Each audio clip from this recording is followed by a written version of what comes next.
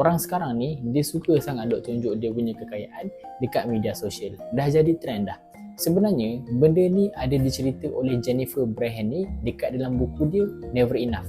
Dia kata bangga manusia ni ada dua cara. Satu intrinsic dan satu lagi extrinsic. Intrinsic ni maksudnya dia bangga dengan diri dia sendiri. Senang cerita, apa benda pun yang dia buat, dia rasa puas. Tapi extrinsic ni pula berlawan daripada yang first tadi. Extrinsic ni, dia punya bangga diri tu bergantung pada pandangan orang. Contohnya macam kalau kita perasan ada geng-geng yang lagi kita puji, lagi kita sanjung, lagi dia naik share. Benda ni ahli psikologi sifatkan sebagai inilah maksudnya bangga yang angkuh. Tapi problem dia, kebanyakan orang sekarang ni memang dia akan berbelanja dengan cara yang kedua, sampai sanggup berhutang semata-mata untuk dapat pujian. So rasa bangga yang macam mana yang akan buat kita bahagia? Dah tentulah yang first. Sebab yang first tu kita buat hanya sekadar puaskan diri sendiri. Itu pun dah cukup. Benda macam ni ada banyak diceritakan dekat dalam buku The Art of Spending Money by Morgan Housel.